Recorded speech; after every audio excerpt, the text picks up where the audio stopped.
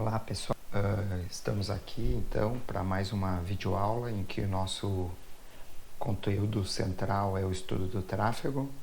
Lembrando, meu nome é David Pereira e estou professor no Departamento de Transportes da Universidade Federal de Santa Maria, e essa é a disciplina de Infraestrutura de Transportes que compõe a grade curricular do curso de Engenharia Civil dessa instituição. No dia de hoje, nessa videoaula, nós vamos tratar da segunda parte dos blocos que contemplam a análise do tráfego. E nessa videoaula nós vamos trabalhar os parâmetros gerais para a determinação do número N.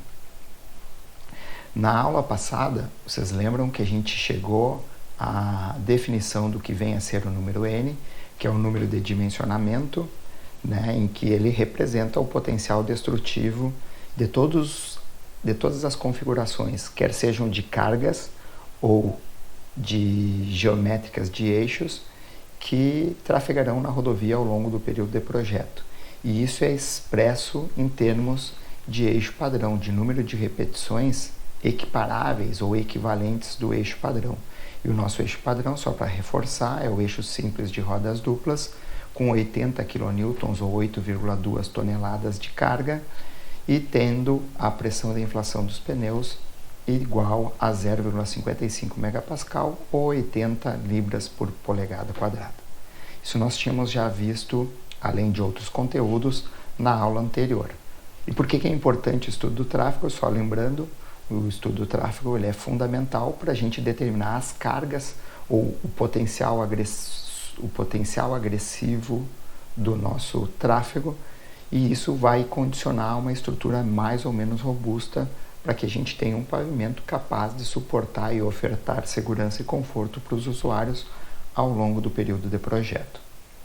Lembrando como que a gente calcula o número N, a gente viu na aula passada, e na aula de hoje o que a gente vai ver é o que representa e como a gente pode determinar esses principais parâmetros, que são o VDM, o período de projeto, a taxa de crescimento do tráfego, fator de frota, fator de sentido, fator de distribuição e o fator climático regional. O fator de veículo vai ser um item que nós vamos estudar à parte nas aulas subsequentes. Bom, reforçando, o número N ele pode ser expresso dessa forma com que vocês estão vendo nessa equação, caso o crescimento do tráfego ao longo do período de projeto seja considerado linear, o que perfaz a grande maioria dos casos que a gente tem de dimensionamentos, quer seja para pavimentos novos ou para restaurações. Aqui em Santa Maria, no contorno de Santa Maria, foi utilizado taxa de crescimento linear. Mas também, em condições excepcionais ou peculiares, a gente pode usar o crescimento ou a taxa de crescimento de tráfego geométrica. E nesse caso é essa equação que vai determinar então esse número N ao longo do período de projeto. Então vamos particularizar cada um desses itens, à exceção do fator de veículo, que vai ser alvo da aula de hoje, portanto. Bom, o que vem a ser o volume diário médio ou volume médio diário? É o número de veículos totais que passam ou passarão na rodovia, ou que passaram na rodovia em média diariamente. O que tem a ver, qual é o sentido quando a gente fala em veículos totais? É a média total de veículos que passam diariamente em uma rodovia, indiscriminadamente se é veículo comercial ou se é veículo de passeio. Nós já vimos na aula anterior que os veículos de passeio eles são negligenciados para fins de dimensionamento estrutural do pavimento. Então, resta-nos, que é o nosso interesse, são os veículos comerciais. No entanto, muitas vezes, quando as equipes vão a campo para fazer a determinação das condições de tráfego, eles também estão analisando outros quesitos, como a gente já viu, aqueles atinentes à capacidade da via, a nível de congestionamento que a via traz, ou ainda alguns assuntos relativos à engenharia de tráfego. Então, na grande maioria das vezes, quando se vai para campo, a gente faz uma análise do fluxo total. Então esse é um fluxo, o VDM por si só, quando nada disser a respeito dele, ele tem vinculação às duas categorias de tráfego, de veículos, os veículos comerciais e os veículos leves, em média diária desses veículos. Um outro detalhe importante é que essa contagem, salvo alguma condicionante mais específica e que deve ser acompanhada quando a gente lê o VDM, mas sem nenhuma informação contrária a isso, nós sempre vamos analisar o tráfego como sendo um tráfego. Quando a gente ler lá o VDM é de 10 mil, significa que são 10 mil veículos comerciais e de passeios que trafegam na rodovia bidirecionalmente. O que significa isso? Que trafegam num sentido e no sentido oposto. Então, geralmente, quando a gente avalia o tráfego em termos de VDM, a gente avalia o tráfego bidirecionalmente. Num determinado ponto da rodovia, nós vamos analisar o tráfego de quem vai e volta no sentido oposto. Então, o mesmo veículo que, porventura, passou durante a contagem indo num sentido e depois retornando no sentido contrário, ele foi contabilizado 2 vezes. Salvo, conforme eu falei anteriormente, esses casos excepcionais, como, por exemplo, num corredor de ônibus exclusivo, em que a gente tem tráfego só num sentido, né? Então tem que ser um corredor de ônibus exclusivo e com tráfego num único sentido. O que nós vamos ter são só um tipo de veículo, então não vão ser veículos totais, vão ser só os veículos comerciais, e o fluxo vai ser só unidirecional, como é o caso do corredor de ônibus aqui de Santa Maria, da Rua do Acampamento, que é um corredor unidirecional exclusivo para ônibus. Bom, como que a gente deve determinar esse volume diário? Em rodovias existentes é um pouco mais fácil, basta a gente ir para campo e realizar essas determinações, né? Só que é um processo, de certa forma, exaustivo. O DENIT, a partir do seu estudo de tráfego, do seu manual de estudo de tráfego, ele determina que a gente deva fazer essas avaliações no mínimo em 3 dias ininterruptos de contagem, 24 horas por dia. Então a gente tem que ir para campo e efetivamente executar a contagem com equipes lá no campo, realizando isso 24 horas por dia. O importante é que esses dias que a gente vai para campo sejam dias normais, dentro de uma semana típica, sem feriado, portanto, certo? Em que a gente faz geralmente essa contagem nos dias da semana terça, quarta e quinta. São os dias mais normais, assim, em termos de fluxo de veículos, a depender, obviamente, pelas características de uma dada região. Aqui em Santa Maria a gente tem costume de fazer dessa forma. Preferencialmente, o DENIT diz para a gente usar pelo menos 7 dias, de uma semana típica também, sem feriado. Daí então a gente consegue pegar toda essa sazonalidade que a gente tem semanal, dessa variação de volume semanal, porque finais de semana, muitas vezes, os veículos comerciais reduzem a sua movimentação e aumenta a movimentação de veículos de passeio. E isso tudo pode incorrer em alguns erros, em alguns equívocos, caso a gente não consiga, de uma maneira mais adequada, levar em consideração essa flutuação do tráfego e das características e composições desse tráfego ao longo da semana. O ideal mesmo é que a gente tivesse, ao longo de um ano, 365 dias consecutivos, 24 horas por dia de avaliação do tráfego, o que na grande maioria das vezes é quase que impossível, né? A menos que a gente tenha um sistema que fora implantado na rodovia especificamente para isso, ou no caso das concessões rodoviárias, que naqueles trechos concedidos onde há a praça de pedágio, a gente tem muito bem definido, muito bem colocado, por uma razão óbvia, que é uma razão em termos de receita, né, de controle de receita da própria concessão. A gente teria nesses casos, então, a melhor forma de determinação possível do nosso VDM, que seriam, então, 360 dias, 5 dias consecutivos, ininterruptos de avaliação do tráfego, tá? O grande problema que a gente tem é que essas condições são condições muito difíceis da gente ter acesso, né? E, sobretudo, conhecer essa variabilidade ou as possíveis influências sazonais, quer seja de safra, de clima, é uma condição muito peculiar para cada via, cada região em que a gente está dimensionando. Então, o conhecimento dessas peculiaridades, das nuances e das movimentações econômicas e sociais assim, daquela região é importante por parte de quem está à frente desses levantamentos. Bom, ao longo dessas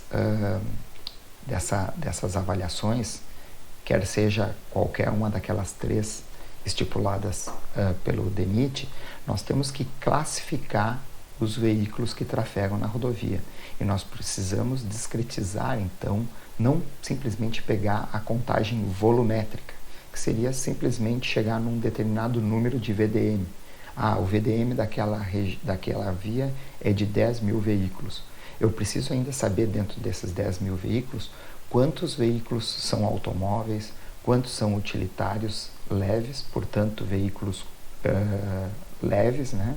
E com isso a gente não tem impacto nenhum para o nosso pavimento, mas eu ainda preciso também fazer uma discretização completa e adequada dos veículos comerciais. E daí ele estipula, tem um código para cada tipo de veículo, por exemplo, um ônibus é 2C, eu tenho um caminhão, que é o caminhão trucado, que a gente chama, caminhão toco, que é composto de um eixo simples de rodas simples e um eixo simples de rodas duplas traseiros, ele é um 2C. Se eu tenho um caminhão trucado, então ele tem um eixo tandem duplo na traseira, ele é dito 3C e assim por diante. Eu não vou entrar muito em detalhe dessa caracterização, assim, só porque tem a ver com o tipo de veículo, tipo de caminhão. Por exemplo, quando ele é monobloco, ele é dito um caminhão. Quando ele tem a gente chama aqui popularmente de carreta no Rio Grande do Sul, mas quando ele tem uma articulação vinculada a um reboque, a gente chama de semi-reboque, e quando esse reboque ele fica estável, né, ele tem no mínimo 2 eixos, tem uma condição estável, né, se ele não fosse vinculado ao trator, né, a unidade que tem um motor associado, nós chamamos ele de reboque. Então 2C2, que é o caso desse daqui, é porque ele tem 2 eixos no cavalo e 2 eixos, o segundo 2 aqui é de 2 eixos no reboque, certo? Um outro aspecto importante, pessoal, é que para fins dessa caracterização e a mesma forma com que ocorre em termos dessa classificação nas próprias praças de pedágio, é que o eixo tandem triplo, por exemplo, ele é contabilizado como 3 eixos, quando na prática, para nós engenheiros rodoviários que estamos interessados em dimensionar pavimentos, ele é constituído de um único eixo, que é o eixo tandem triplo, certo? Agora, se vocês forem pagar o pedágio, vocês vão pagar o pedágio relativo a 3 eixos rodantes, tá certo? A mesma coisa em relação ao eixo tandem duplo. O eixo tandem duplo é considerado, para nós, como um único eixo rodoviário. Agora, se a gente for pagar pedágio para esse eixo tandem duplo circulando, ele é considerado como 2 eixos, correto? Então, na prática, a gente vai para campo. Isso geralmente era feito de maneira manual. Hoje em dia, a gente tem já alguns sistemas automatizados, mas que fazem essa verificação do fluxo de veículos. Numa rodovia menos movimentada, como essa que ilustra a imagem aqui, uma pessoa ou 2 pessoas conseguem fazer isso tranquilamente, tá? Outro detalhe importante é que a gente procura fazer essa avaliação de tráfego discretizando, né? A gente chama então de uma contagem volumétrica classificatória, porque a gente está classificando os veículos, mas também discretizando de hora em hora. Para se a gente tiver interesse de fazer alguma análise em termos de capacidade da via, de estudo de tráfego mais específico para fins de engenharia de tráfego e não de dimensionamento de pavimentos, a gente já vai ter, numa única ida a campo, todas essas informações necessárias, tá? Caso nós tenhamos uma rodovia, por exemplo, de pista dupla, com 2 faixas de rolagem por sentido, não é o caso aqui, a gente precisa fazer essa avaliação nas 2 faixas de rolagem por sentido. No caso que está colocado na apresentação, é uma rodovia de pista simples com 1 faixa por sentido. Então, a gente faz geralmente essa contagem classificatória discretizando também o sentido de fluxo da via. Então, nós vamos ter uma planilha para quem está indo num sentido e uma outra planilha para quem está indo num sentido oposto. Isso também é importante porque a gente ainda vai precisar dessas informações futuramente. Tá? Bom, um aspecto importante e que a gente precisa também considerar é que, na grande maioria das vezes, quando eu vou fazer uma obra de implantação, eu não tenho essas informações de tráfego, eu nem tenho uma rodovia para fazer a contagem de tráfego. Então, nessas condições de implantação de uma rodovia nova, mesmo que nem sendo uma duplicação de uma rodovia, mas a implantação de uma rodovia nova, de um ponto A a um ponto B, eu tenho que lançar mão de alguns artifícios. E esses artifícios vão ser muito diferentes em termos de adoção de premissas para dimensionamento, que podem ser numa região agrícola, por exemplo. A gente tem informações sobre produtividade da região, a gente tem informações de área plantada daquela região para cada um dos tipos de cultivares, e a partir daí a gente consegue ter uma ideia volumétrica, quantitativa de grãos a serem escoados, e a partir daí, conhecendo mais ou menos qual é o padrão ou categoria de veículos comerciais, caminhões que são utilizados para fazer a carga, o transporte desses grãos, a gente consegue quantificar no período de safra e entre safra, ter uma ideia mais razoável. Obviamente que o nível de precisão da nossa inferência não é tão grande quanto de uma rodovia existente, que a gente pode, de fato, ir para campo e realizar essas contagens. Tá? Em algumas cidades, dependendo da área em que a gente vai fazer a pavimentação, já há lá condicionado qual é o fluxo de veículos daquela região a ser considerado no dimensionamento. Um outro aspecto que a gente pode também se balizar são pesquisas de origem e destino. Então, vamos imaginar que a gente tem um ponto A, um ponto B, que já se ligam por uma rodovia, um terceiro ponto, que é um ponto C, que também se liga numa rodovia. E que agora o DENIT, por exemplo, queira ligar o ponto A ao ponto C diretamente. A gente pode, no ponto A e no ponto C, fazer algumas entrevistas para verificar qual seria a intenção, qual o percentual daqueles usuários que estão trafegando no ponto A e no ponto C, que tem interesse de se deslocar diretamente entre o ponto A e o ponto C. Isso a gente chama de pesquisa origem e destino.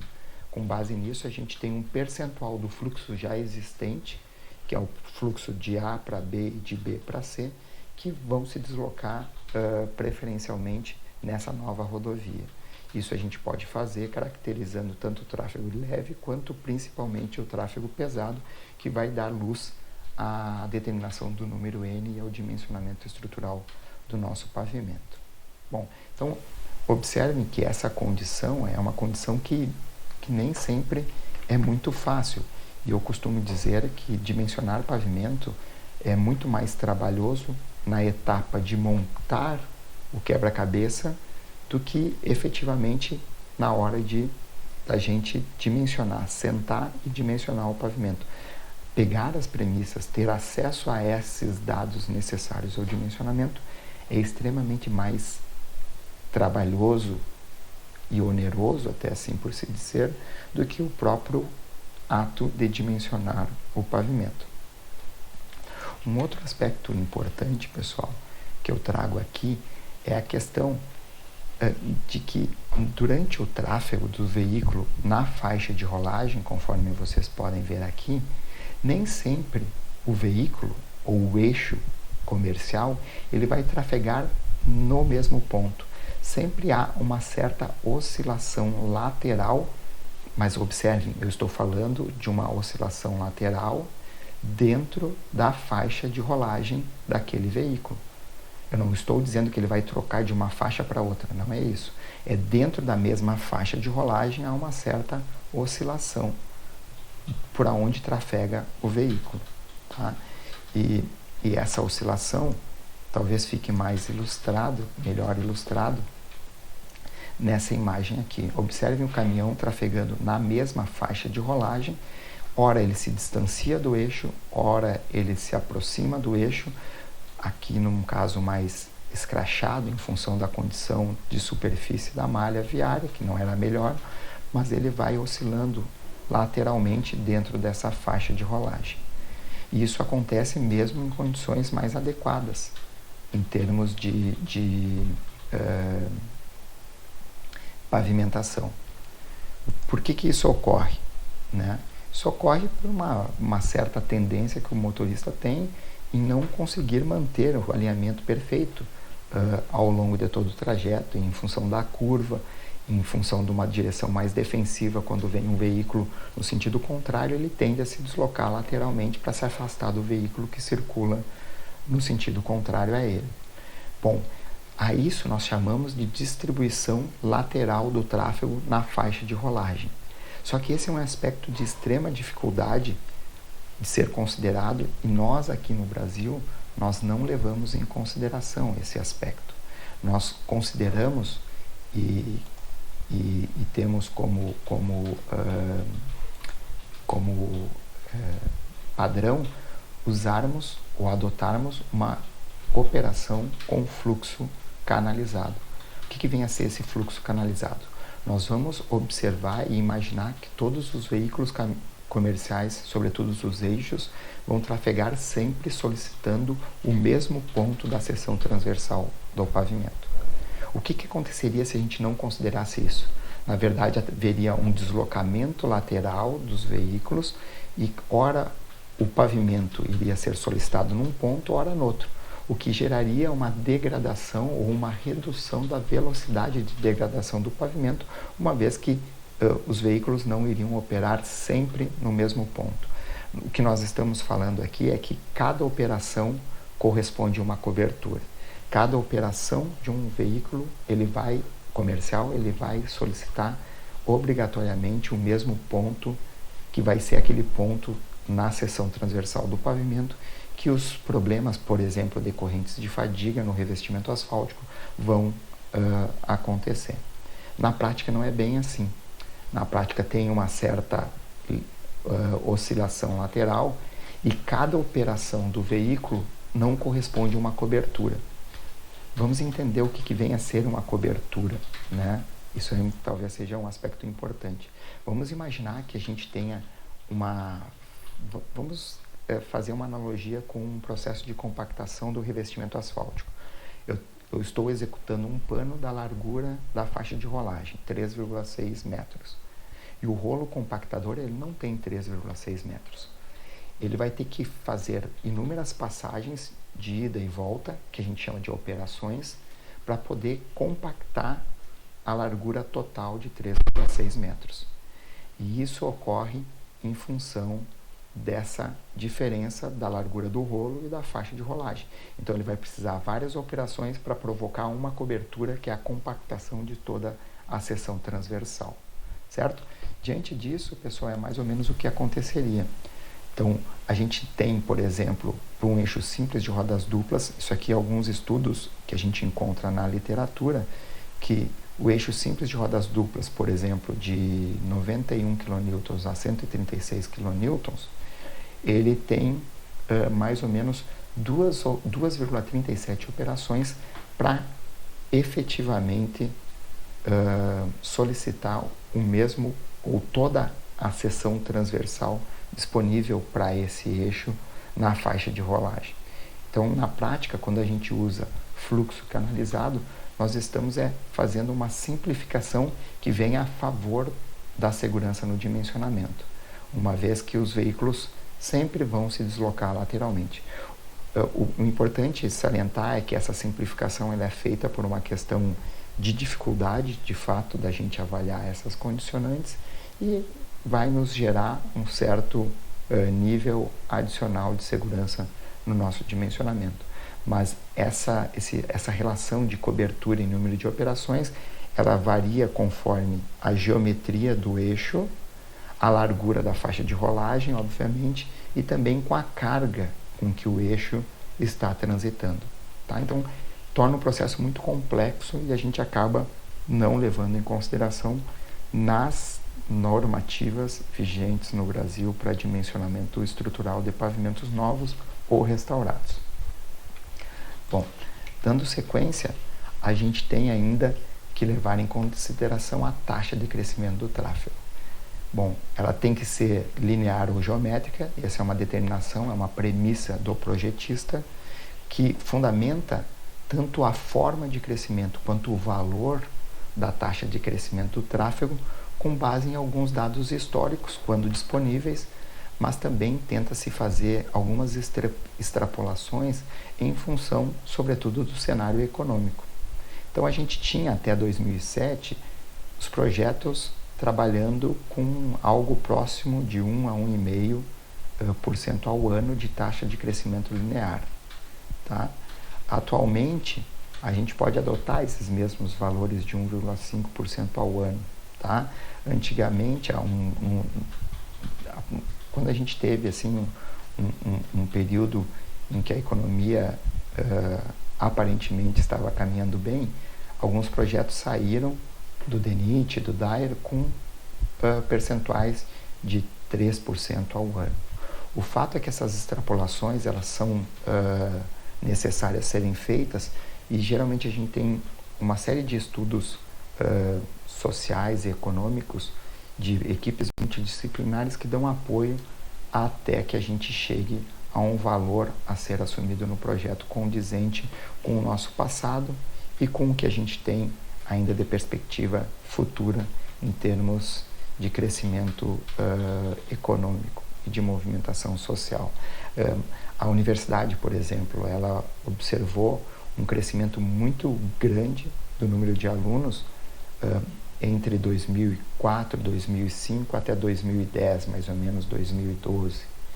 Isso aconteceu assim, sem que o projetista da Avenida Roraima fosse capaz de intuir quando ele fez o projeto para aquele pavimento, né? Porque ele é condicionado esse processo a outros aspectos que não a condição e cenário econômico daquela época e que foi moldado em função de uma oportunidade que a Universidade Federal de Santa Maria viu em se estruturar melhor e aumentar e ampliar o número de vagas aos alunos que queriam ingressar no ensino superior.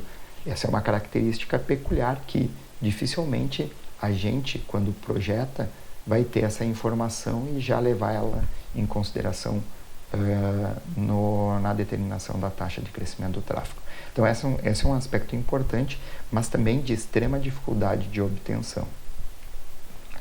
Um outro fator que é levado em consideração é o fator de frota.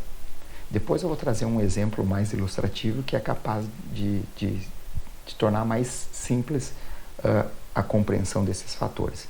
Mas o fator de frota nada mais é do que o percentual de veículos daquele meu VDM que é composto por veículos comerciais. Quando eu defini o VDM, eu disse que era veículos totais, comerciais e leves. Agora o que eu estou falando é mais especificamente em relação aos veículos comerciais. Vamos imaginar que eu tenho uma determinada rodovia com 10 mil veículos totais de VDM e que 2 mil veículos desses 10 mil são veículos comerciais. Nesse caso, o meu fator de frota é de 20% ou 0,2, certo? E esse fator de frota, então, ele é muito importante porque ele vai transformar meu VDM, que é total, em exclusiva movimentação diária média de veículos comerciais, que são aqueles que efetivamente trazem impacto na estrutura do pavimento. Um outro aspecto importante a ser trabalhado e pensado é que esses fatores de frota eles não são constantes. Eu trago aqui um exemplo, por exemplo, de uma tabela que mostra a característica em termos de distribuição entre veículos comerciais e de passeio mês a mês na BR-116 entre Pelotas e Jaguarão. Observem que tem alguns meses em que eu tenho um volume maior de veículos comerciais. Então, por exemplo, aqui a gente observou no mês de março, e alguns meses com volume menor, né? Então, aqui o mês de janeiro. Vamos imaginar um caso mais próximo a nós. Então, vamos imaginar se a gente estivesse trabalhando numa contagem de tráfego na BR-158 que liga Santa Maria a Cruz Alta. Se eu fosse realizar minha contagem de tráfego durante o período de safra da soja, de escoamento da soja, eu teria um grande volume do meu VDM sendo composto por veículos comerciais e um baixo volume, ou um volume menor, talvez, dentro do montante total, sendo representado pelos veículos de passeio. Agora, se essa minha contagem fosse realizada num período entre safra, eu teria, nessa condição, um volume menor de veículos comerciais. Se eu fosse fazer o dimensionamento pautado nessa segunda condição de análise, entre safra, eu poderia incorrer num subdimensionamento, porque eu teria, na minha configuração de tráfego, uma contagem não representativa daquela condição mais desfavorável. Ao passo que, se eu fizesse o dimensionamento pautado naquela minha primeira situação durante o período de escoamento de safra, eu poderia incorrer num superdimensionamento do pavimento em função das minhas características de tráfego estarem majorando os veículos comerciais, que são aqueles que mais impacto trazem para o pavimento, e como consequência disso eu teria um superdimensionamento do pavimento. Daí vocês podem me perguntar, então o que é o ideal? O ideal é que a gente consiga, nesse caso específico, fazer uma contagem durante a safra e uma contagem durante o período de entre-safra. E assim nós poderíamos ponderar a quantidade de tempo, né, o número de dias, né, nós faríamos uma média de VDM ponderado e um fator de frota também ponderado em função dessas duas condições, de safra e entre-safra. Então isso é um aspecto bastante importante e que quem vai fazer essa análise precisa estar ser plenamente conhecedor dessas peculiaridades da região em que a gente vai fazer o dimensionamento e a determinação dessas características do tráfego. Um outro fator é o fator de sentido, mas só para reforçar, o fator de frota, naquele caso específico do corredor de ônibus exclusivo no corredor exclusivo de ônibus da Rua do Acampamento, nós temos o fluxo num único sentido e somente ônibus trafegando. Se eu fizesse o VDM lá naquela região, eu já saberia que aquele VDM do corredor de ônibus é exclusivo de veículos comerciais. Portanto, o meu fator de frota seria 1 ou 100%, porque todos os veículos que estão trafegando no corredor de ônibus é ônibus, né? ou são veículos comerciais. Então, indo para o próximo fator, que é o FS, que é o fator de sentido, esse fator de sentido me diz qual é o percentual dos veículos do VDM que trafegam em um sentido preferencial. Mais especificamente, eu estou querendo e tenho interesse do percentual de veículos que trafegaram num sentido, e sobretudo comerciais, e no sentido oposto. Geralmente, esse fator de sentido, como o VDM foi tomado bidirecionalmente, esse fator de sentido é igual a 50%, ou 0,5%.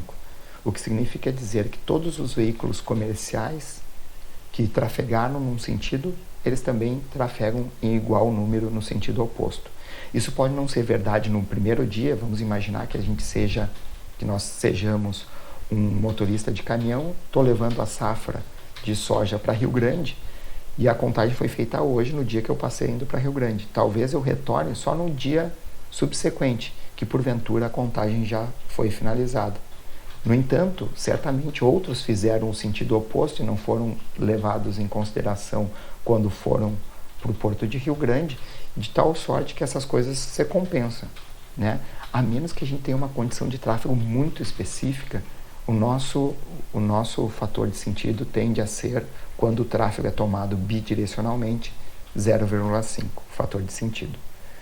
Agora, naquele mesmo exemplo do corredor de ônibus da Rua do Acampamento, nós temos o fluxo de veículos comerciais num único sentido, no corredor exclusivo.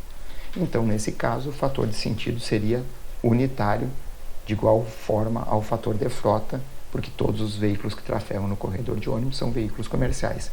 E todos os veículos comerciais que trafegam no corredor exclusivo de ônibus unidirecional da Rua do Acampamento trafegam no único sentido e, consequentemente, nós teríamos um fator de sentido unitário.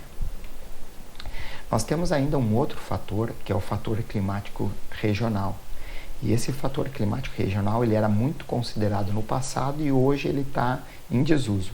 Eu posso afirmar para vocês que vocês provavelmente não vão encontrar mais nenhum dimensionamento que leve em conta o fator. Portanto, pessoal, se não há mais uso, então por que eu estou mostrando para vocês? Né?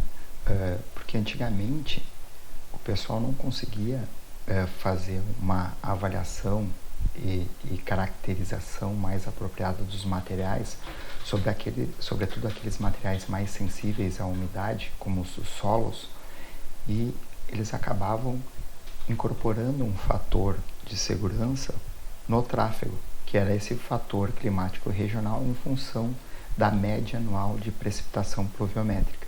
Então, aqui em Santa Maria, que nós temos uma média anual conforme dados da engenharia florestal, aqui da UFSM, em Santa Maria, de 1.800 milímetros anuais. Nesse caso, nós teríamos que usar um fator climático regional de 1,8. E isso geraria um aumento de 80% no tráfego em função dessa condição de chuva. Por que isso? Porque os materiais, uma vez não bem caracterizados, isso no passado era verdade, hoje a gente já consegue caracterizar mais adequadamente esses materiais, mesmo sob condições de umidade e próximo à saturação, mas isso gerava uma perda de capacidade de suporte desses materiais que acabavam gerando uma degradação maior do pavimento. Só que hoje, com os equipamentos mais modernos, a gente já consegue caracterizar adequadamente esses materiais, inclusive para essas variações de umidade. De tal sorte que hoje nós trabalhamos apenas com fatores climáticos regionais unitários, tá? E uma caracterização mais adequada dos materiais que serão empregados na pavimentação. O último fator que nós vamos trabalhar na aula de hoje é o fator de distribuição, que tem a ver com o percentual dos veículos comerciais que trafegam na faixa mais carregada, que normalmente é a faixa da direita, certo? Então, vamos imaginar uma rodovia de pista simples com uma faixa de tráfego por sentido. Nesse caso, o nosso fator de distribuição vai ser 100% ou 1. Por quê? Porque todos os veículos comerciais só têm uma única faixa naquele sentido que ele está trafegando para poder trafegar. Então, nessa condição, nosso fator é igual a 1. No entanto, quando eu tenho múltiplas faixas de rolagem por sentido, o que é o caso, por exemplo, de rodovias de pista dupla com 2 ou 3 faixas por sentido, essa é uma condição diferente. Então, como é que eu vou determinar esse fator de distribuição? Durante a avaliação do VDM, eu sempre faço aquela discretização, aquela contagem classificatória, volumétrica classificatória, também em termos de faixa de rolagem. Com base nisso, eu vou conseguir determinar qual é o fator de distribuição, que vem a ser, então, só para reforçar, o percentual dos veículos comerciais que trafegam na faixa mais carregada em um determinado sentido de fluxo da via. Em linhas gerais, quando a gente tem 2 faixas por sentido, esse fator de distribuição gira em torno de 0,7 a 0,96, ou seja, 70% a 96% dos veículos comerciais trafegam na faixa mais carregada, que na grande maioria das vezes é a faixa mais da direita, próxima ao acostamento. À medida que a gente vai aumentando o número de faixas, a gente vai tendo um range, uma faixa um pouco maior. Só que a gente não pode usar um número qualquer aqui. Nós temos que ir para campo e determinar qual é esse fator de distribuição com base na observação de campo, tá? Por que isso é importante? Porque se eu tenho múltiplas faixas, né, nem sempre eu vou ter todos os veículos comerciais trafegando na faixa mais carregada. Isso faz com que a utilização desse parâmetro me gere uma condição mais adequada em termos de dimensionamento, evitando eventualmente superdimensionamento, no caso de considerar em múltiplas faixas, que todos os veículos sempre vão trafegar na faixa mais carregada, o que não é verdade. Então, dessa maneira, a gente determina de uma forma mais fiel ao que é o uso das múltiplas faixas por parte dos veículos comerciais.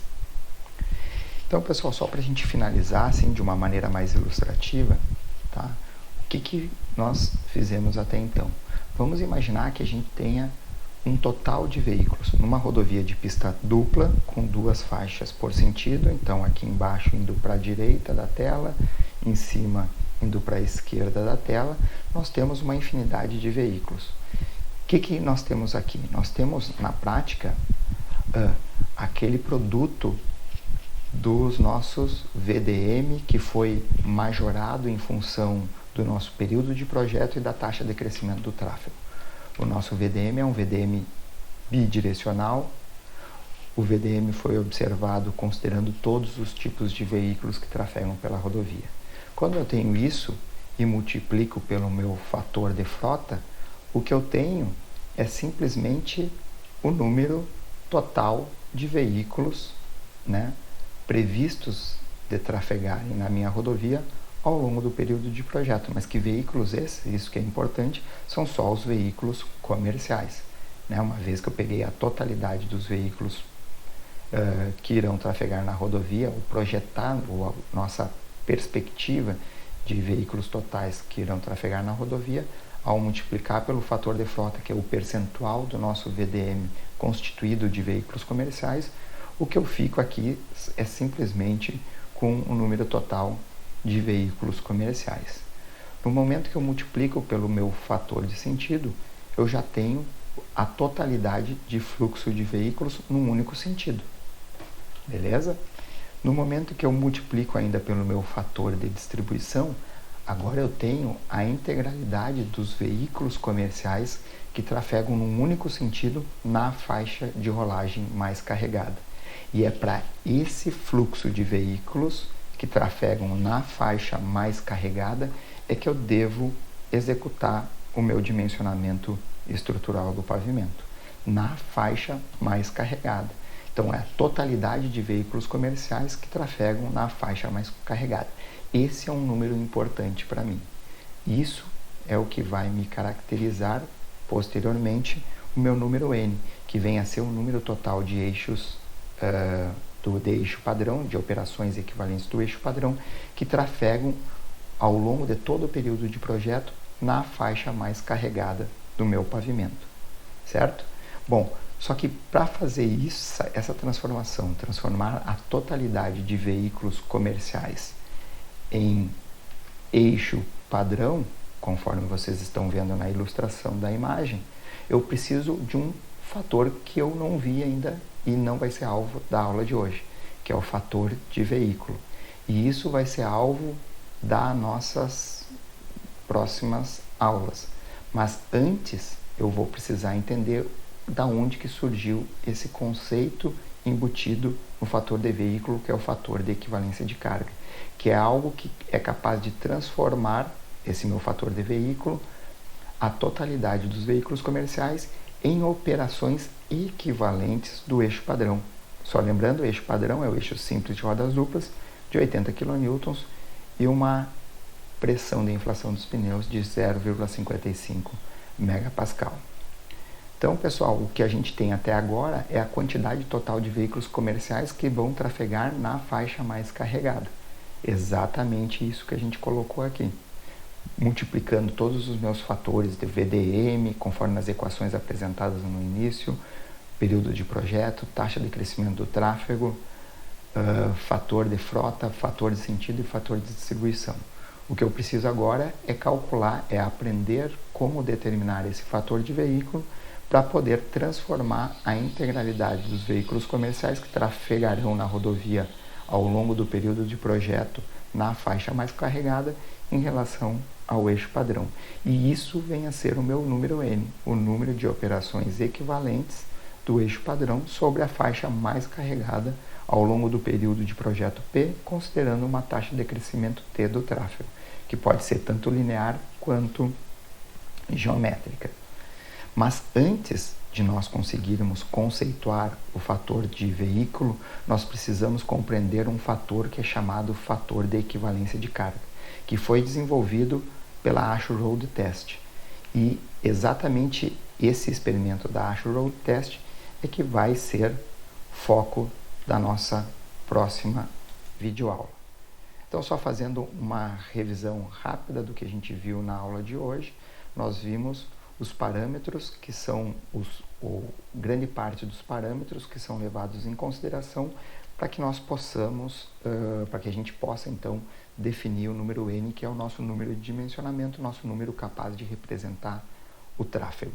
Nós vimos então os parâmetros VDM, volume diário médio, nós vimos o período de projeto, nós vimos taxa de crescimento do tráfego, que pode ser linear ou exponencial, geométrica.